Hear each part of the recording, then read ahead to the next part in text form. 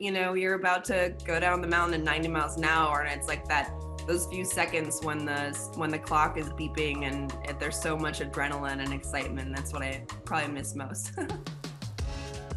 It's Thursday, January 13th. This is episode 198. For anyone keeping track, this is the Token CEO podcast. We're presented by Sports Research. I am running, playing hockey, trying to live my best life in the winter of the mid-Atlantic states. It sucks. But if you want to make it suck less, you can go to sportsresearch.com. You can make it suck even less by using code Erika to get 25% off. What would you get? You can get an at-home workout kit, so you don't have to go out into the cold and work out. You can get collagen, always great for your skin. You can get vitamins. Who doesn't need vitamins? You can get Sweet Sweat. You can get a waist trimmer. You basically can get everything and anything you need to work out. So go to sportsresearch.com and use code Erika for 25% off. All right, what are we doing today? So today we're going to lead off with Q&A. I love Q&A. Q&A is my favorite part of this show. So we've got Q&A. We have the Lindsey Vonn joining us. That was a big get for us. So we're excited to have Lindsey Vonn with us. We're going to try to adult with our adulting segment, and then we will feature our Work Like a Girl. Before we get into Q&A, let's do a quick promo for things you missed. Stu will be very upset with me if I don't promote this like 70 times a day. Things you missed, if you go to barstool.link/TYM for things you missed, you can sign up. It's our daily newsletter. It drops in your inbox at like 6 p.m. tonight. It's everything you need to know about what's happening on the internet and what's happening in business and media. So our first Q&A today is, how honest should I be in an exit interview? I'm staying with the company but moving departments and they still want me to do the exit interview. Ooh, danger Roy Rogers. So you got to be careful. So one is, exit interviews are super important. Everyone will not only remember what you did at the company, they will remember how you leave the company. So if you are changing jobs, one big thing to remember is the way you leave is the last taste you're going to leave in everyone you work with and everyone you work for's mouth. So you got to be careful about how you leave a company. I believe in being honest. I think you should say, these were all the great things that happened. These are all the things that you think were challenging. These are topics that you would pay attention to if you were the boss or the manager or the HR person you're talking to. And these are things that you learned and that you'll take away with you forever. So that's how I would handle an exit interview. If you're staying within the company, I think you've got to be really careful not to dog your manager, your department, your coworkers, your division. So you got to be careful not to be like, those guys sucked, that's why I'm coming over here to work with you. But I think you can still apply those same things to give an honest assessment of what it was like in that role, and to also show determination and hope and optimism and excitement for the role you're about to take. Second question, how do you balance a side hustle with your day job? And when do you know it's time to let go of the day job?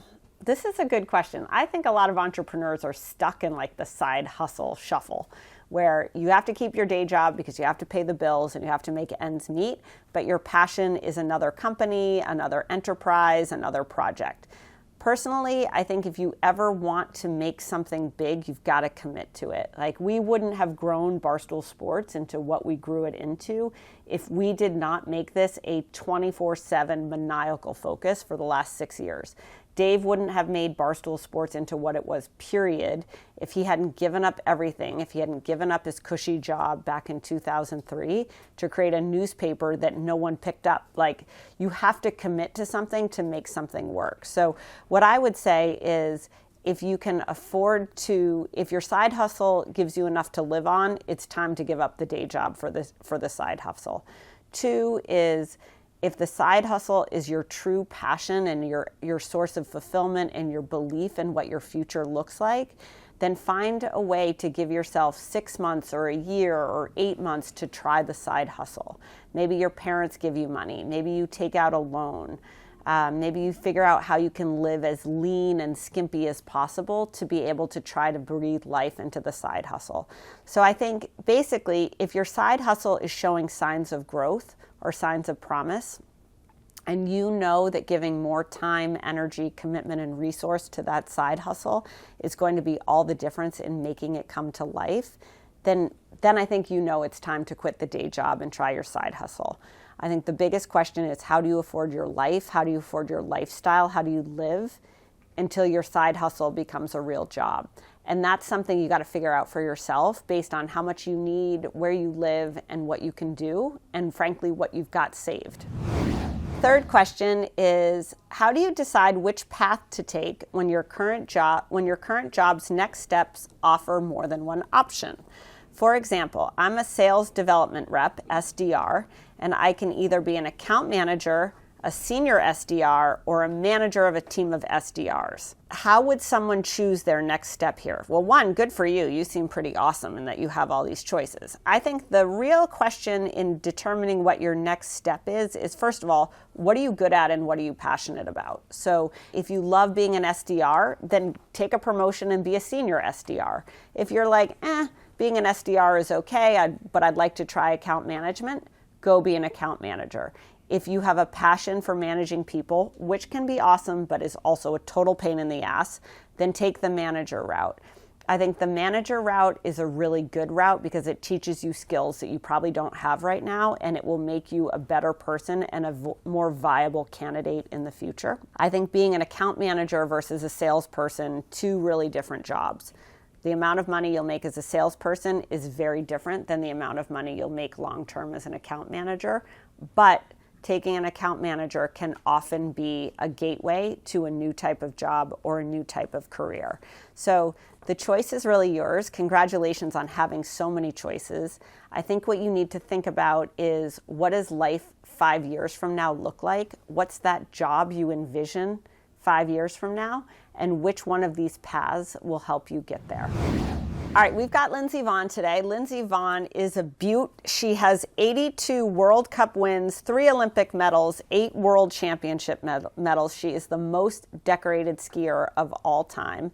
I think she is a total babe. I cannot imagine hurling myself down basically a sheet of ice trying to whip through a bunch of flags. That woman did that for many, many, many years. She's now written a memoir called Rise, My Story. It gives a behind-the-scenes look at her life. It talks about her time on the slopes. It talks about her time off the slopes, and she's really, really candid about her journey and, frankly, her struggles with self-confidence and depression.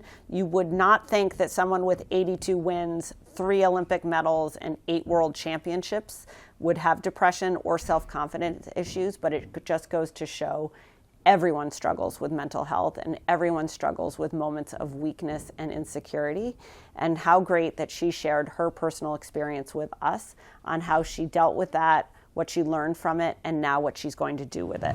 You're so vulnerable in the book. What I loved is just how candid you were about your childhood, about your ambition, about being out there on the race course, about being objectified in the media, about having depression during it, about feeling guilty because your family's relocate. What made you decide to I'm not surprised you put it all out there. I feel like you always raced, you were entirely out there. I can always remember watching you. But what made you decide to do this now? What made you decide to write it? Well, it's kind of about, my career and my legacy. And I really wanted to write something that was inspirational. I felt like that's one thing that really resonated with, people that followed me in my career, is my ability to overcome adversity. Mainly, they saw what I overcame on the mountain because of all the injuries I had, but I was also dealing with a lot of other things throughout the entire course of my career that I never spoke about. And I just wanted to, hopefully give my story so that, hopefully it gives other people inspiration to overcome their own adversities. That's awesome. Let me ask you this question. So much is being made of the culture around women's gymnastics right now. They had the Larry Nassar settlement, and it's what's the culture of women's gymnastics? I grew up ski racing. And ski jumping. I always loved the downhill. You guys were just cool. I was a cross country skier and I was a fucking loser. I mean, they're losers. In the hierarchy of alpine sports, cross country skiers are at the absolute bottom. But what was that culture like? And what was it like being how would you describe that culture?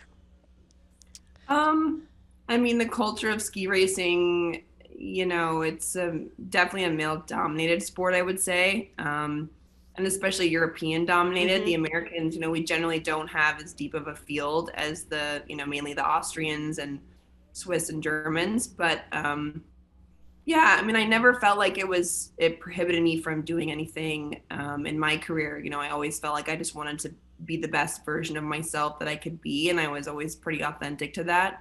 So, I try not to think about, anyone else's opinions or, what the status quo was. I always just, tried to raise the bar. Yeah, absolutely. I like that. I also, it's in some ways it's such a fast sport and such a solitary sport. You know what I mean? Like, where like, it's like beep, beep, beep. And you're like going, that always terrified me. I have like anxiety watching ski racing. Like, That's my favorite part. Is it? What about yeah, when it's it was the most exciting. You're like, you're about to go down the mountain at 90 miles an hour, and it's like those few seconds when the clock is beeping, and there's so much adrenaline and excitement. That's what I probably miss most. I love that, actually. I think mine is like that, but in a truck before something goes live. Like live content is my version of that, where you're like, fuck, we're out there. Like it's going to be a disaster. It's going to be amazing. I don't know. So I like that. I like that about you. I like that you're a person, and I feel this comes through in your book, is like, this is a woman who very clearly hurled herself down mountains all over the world for many, many, many years. How did you get yourself to have the confidence to do that? Like, this is a podcast. We have a lot of people who listen to it to learn more about, being great at work or developing their careers, or women who are like, I want to have the courage to go do the next thing. Like, how did you gear yourself up for that level of pressure and competition? Like, obviously you had the ability, you talked a lot about that in the book, but mentally, how'd you get yourself there? Well, to be honest, I felt like skiing was the one thing I had confidence in my life. I think I was lacking confidence off the mountain, and I think that's where I had the most trouble was off the mountain.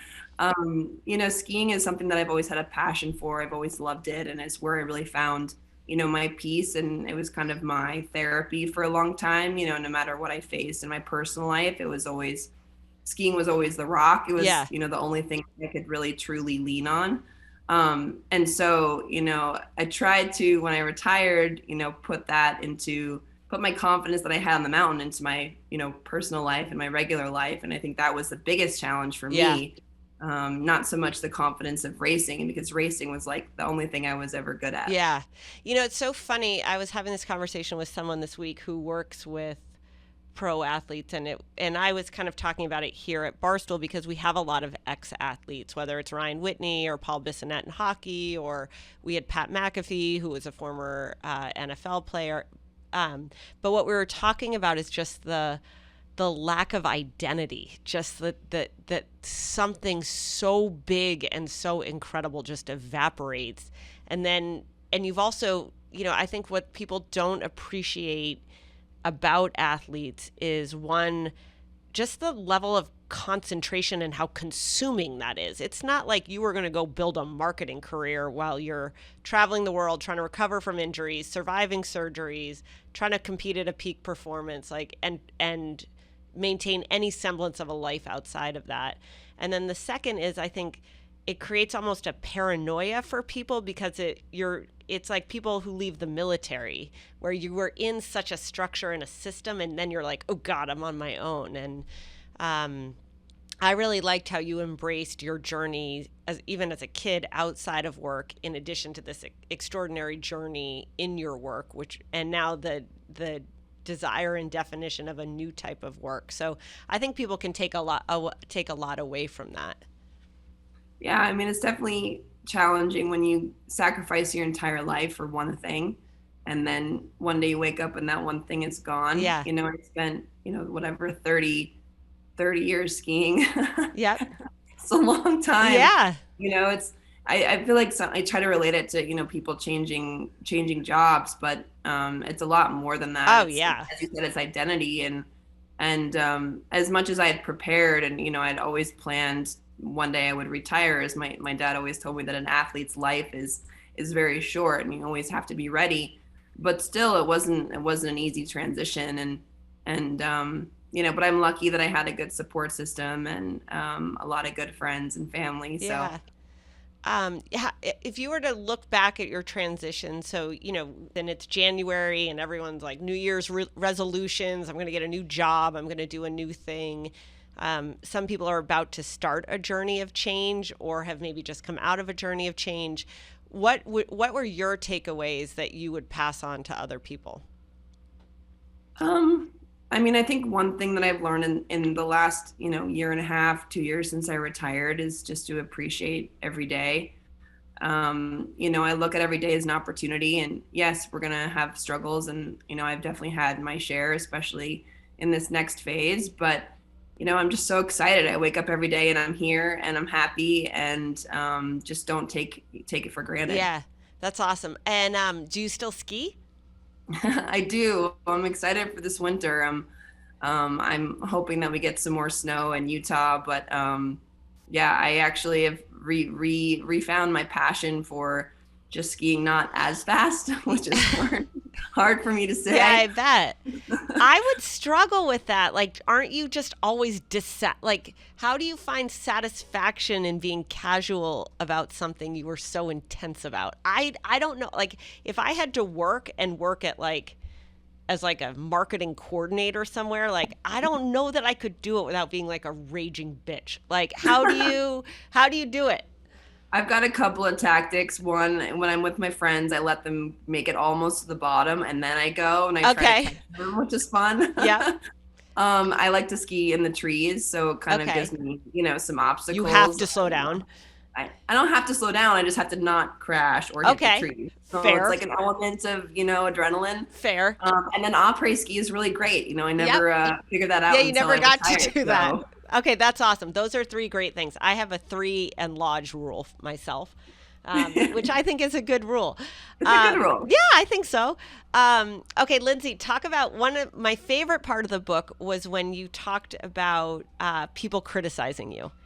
And you talked about, overhearing your coaches in the locker room, and they were talking about one of your teammates, but also competitor, and hey, we should focus on her more over Lindsey. And just talk about how that negative feedback fueled you to be your best. Like, I love that attitude. I think haters are your marketing team, right? Like, there's nothing that propels you like someone saying you aren't good enough, you're not great enough, or you can't. So tell that story.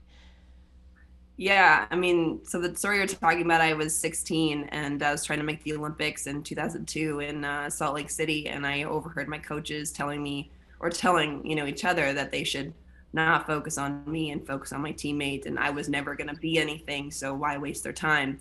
And that really, I was crying and I was very upset. I was 16, but that really fueled me. It fueled me for many years, and I've always found in my career that whenever anyone tells me I can't do something, I work 10 times harder to make sure I prove them wrong. So I have a lot of journalists to thank for a lot of my wins, and I have a lot of my competitors to thank for a lot of my wins. So I think if people knew that had fueled me as much as it did, I don't know if they would have said those things. Yeah, that's right. I think it's funny. I think people underestimate that. There can be such a haughtiness, and we deal with this a lot at Barstool Sports, right? Where like everybody wants to see us fail. Dave is like the most vindictive person I've ever met, where he will, he carves champagne bottles with people's names in it, which I think is a little bit excessive, but it doesn't, I have the same, I have a running list of people who've said, we're not good enough. She's not good enough. She can't. And I think people underestimate how bright that fire can burn. And I think that's such a great message to really everybody, which is, hey, yeah, not everybody's going to think you're great. Not everybody's going to kiss your ass. Not everybody is going to compliment you or prefer you or support you. You can either feel like a victim from that, or you can be like, all right, screw you, and I'm going to prove you wrong.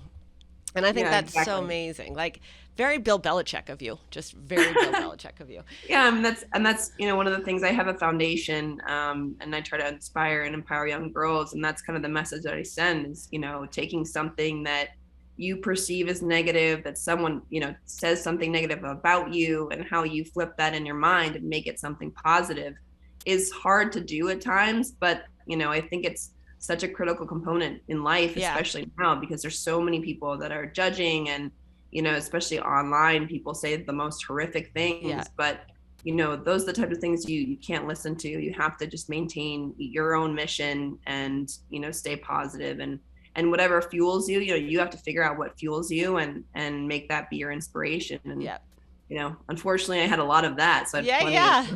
Absolutely. Talk a little bit about, I think the other thing I really loved about your story was,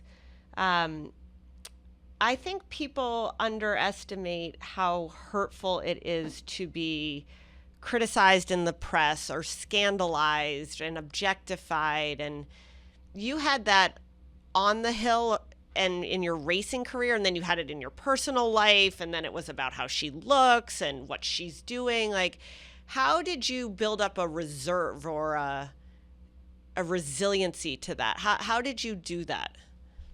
I mean, I will say, in the beginning, it got to me, but I developed, thick skin.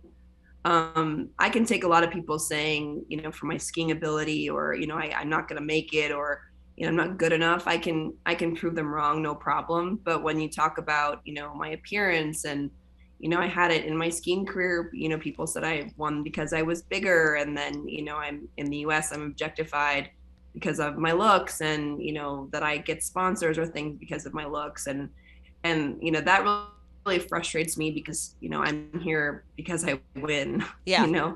I'm not here for any other reason. Yeah. And, I'm sure things certainly don't hurt me, Yeah. but at the same time, I wouldn't have gotten anything without winning. Yeah, totally. It's like you're here because you're a champion. I also frankly liked your candor in the book, because you're like, look, like, it doesn't hurt that you're gorgeous. Like, it doesn't hurt that you're highly marketable.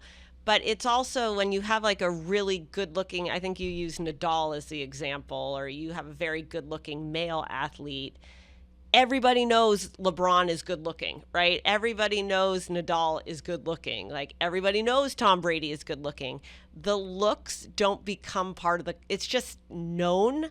Versus with women, it's so much, it's stated, and it's almost used to undermine the success. And I appreciated that you talked about that. To your point, and what I said in the book, it's like, Nadal takes his shirt off, and, no one says, oh, he's, getting this new watch deal because, of his abs. No one's saying that. So, it's definitely different for women, but I just look at it as I'm authentically myself, and I do the best I can. I won a lot of races, and now I'm a businesswoman, and you can look at me however you want, but at the end of the day, my brains and my skill will be the determining factor, not the way I look and not the way you objectify me. Yeah, and your definition of success is going to be yours and yours alone, and how you get to it will be in a way that you think is right, and like, screw everybody else on that. So I love that. Exactly. My last question for you, Lindsey, is the other thing I really appreciated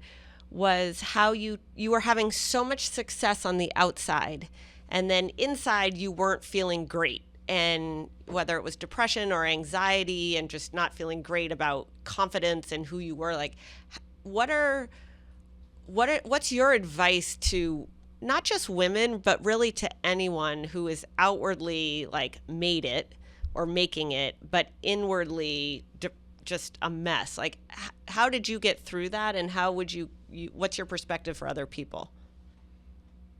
Well, when I was racing, I definitely used skiing as my crutch, like my emotional crutch. And so, what I said in the book is, whenever I had my most difficult times personally, is always when I had my most successful seasons, was because I channeled, all of that emotion and energy into my racing, which was great at the time, but it was really not a great solution long term. I didn't address my issues or my emotions or what I was struggling with. So when I retired, I really sat down with a therapist, and I really got through all of it. And I think that's the most important thing. And what I want to say is, you really need to lean into those difficulties, lean into your depression or your anxiety, and, find a way through it. If you sweep them under the rug like I did, I'm going to tell you that it just rears its ugly just head shows a up lot later. more later on. So Yep. better to address it now. Yeah, that's great. So Lindsey, thank you for doing this. You're amazingly inspiring. I was a huge fan of you as a racer. I'm an even bigger fan now, having read the book. How do you want people to follow you or find you? You can follow me on my Instagram at Lindsey Vonn, and I always have links to the book on there or Amazon, wherever you want to buy books. It's there. Awesome. Lindsey, thanks so much. We appreciate you doing this. Have a great year. Thank you so much. You as well. That was my conversation with Lindsey Vonn. You can get her memoir, Rise, My Story, wherever books are sold. All right, so for adulting today, we have the deliciously exciting but very important topic about saving for retirement. So there are a lot of influencers out there talking to you about financial this, financial that. We're just going to tell it like it is. Nobody wants to talk about their retirement. I don't even think people are thinking about retirement, but you should. You've got to use your biggest years, the years where you have the highest amount of earning potential, to sock away a little bit of money so that when you're in your 70s, you are not living in like a shitty condo development in Florida. So don't wait, right? Retirement isn't something that you're going to all of a sudden start saving for when you're 50. Like when you're 50, you're dealing with your kids, college, your house, your parents, blah, blah, blah, blah, blah. You got to take care of everybody else financially. Same in your 40s. In your 30s and your 20s is the time to start saving for retirement. Doesn't matter if it's not a lot of money. Just start somewhere and see where you can get. We talked to Bola Shakumbi. She's a financial expert. She's the creator of Clever Girl Finance. And here are her tips for saving for retirement. For someone in the 24 to 35 age range, retirement might seem like it's far off, but those years go by quickly. I still remember when I was a 21-year-old and now I am 40 years old. So, it really goes by fast, and starting early really makes sure that you take advantage of the power of time on your side, because when you are investing early and you're investing consistently, you can take advantage of compounding appreciation and dividends. And that will really allow the amounts of money that you're investing to really grow over the long term. And a lot of young people will say, well, I don't have a lot of money to invest. But the great thing about being young is that you don't need a lot of money to invest to build a significant portfolio in the future. So starting early is really just you taking advantage of time and investing what you can as consistently as you can. And you'll be surprised at how well and how large your money will grow. If you have no debt, no student loans, no mortgage, no credit card, then 10 to 15% of your income is a good idea to put into an IRA or 401k or one of those other retirement vehicles. However, if you are navigating student loan or you're trying to pay off high interest credit card debts, at the very least, if your employer offers you a retirement savings plan, you want to contribute enough to get whatever free match they offer, if they offer you a free match. And a match is essentially an employer offering you free money up to a certain percentage of what you contribute. And so that is really a 100% return on your investment because it is free, and that's money that you can put to work for you. If your employer does not offer any type of match, you still want to contribute around 5%. That's a good baseline, 5 to 10%, while you focus on aggressively paying down your debt. And if your employer does not have a plan at all, you can open up your own IRAs with a brokerage, a reputable brokerage, and start investing for retirement that way as well. People always ask me, how much should I have in retirement? And the answer to that is it depends on the type of lifestyle you want to live. One thing to keep in mind is that the standard retirement age is age 65, right? You can retire earlier, you can retire later, but retirement is not one day. You don't get to age 65 and drop dead, right? You still have, if you retire at 65, you have an average of 25 to 30 years of life to live, right? And so when you're thinking about how much you need to retire, it really depends on the quality of life you want to have. And I always tell people to determine how much you need to live on a year, right? And compare your future lifestyle that you want to your current lifestyle right now, assuming that when you get to retirement, you've paid off your debts, you've paid off your mortgage, and you just have the cash you're going to spend to live. So it could be $40,000, it could be $50,000. You also want to factor your income tax bracket into that to help you get a good number. And knowing that retirement can last an average 25 years, then you would take that $40,000, for example, and multiply it by 25. When you do that, though, it may seem like a lot of money, but another thing to keep in mind is that if you are healthy, most people in retirement don't sit on their couch all day long. A lot of times people go into second careers or start businesses, start side hustles. So you still have the opportunity to earn money, especially in the early stages of your retirement. So determining how much you need really depends on the quality of life that you want to live, the type of lifestyle, and also the city you're going to live in, right? So retiring in New York City is very, very different cost-wise than retiring in Colorado or retiring in Florida. So where you're going to live and the type of lifestyle you want to have will really help you determine how much you need to put aside. And you can leverage online calculators to run scenarios. Just type in retirement savings calculator to help you determine how much you should be aiming towards based on your goals to live on each year for an average of 25 years. All right, so for Work Like a Girl, this is my new favorite segment. We are sharing a video from one of our token listeners.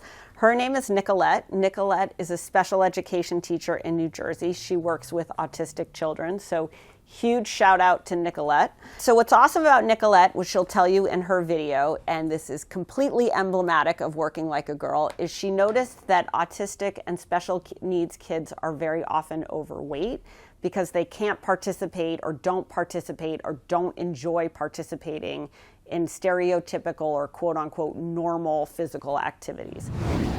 Hi, my name is Nicolette Ferrigno. I am a personal trainer and owner of Uplift Training. A few years ago, I realized many of my students didn't have access to exercise like the other kids. So I decided to get my personal training license and start my own business. Specifically, helps special needs children exercise and feel better about themselves. I love the progress that I have seen over the past couple of years, and it's been amazing. I love that I saw a gap in this industry and for me to create this business.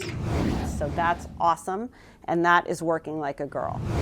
All right, so that's it for today's episode. If you haven't already, subscribe to Things You Missed, barstool.link/TYM. Subscribe to the podcast, join our Facebook group, look for a job at worklikeagirl.com. Check out our LinkedIn. You can follow us on all social media platforms. And most of all, thank you for listening to this, and send us your stories. Send us how you work like a girl. Send us your questions. Send us your topics on adulting. We are excited to hear from you, and Happy New Year.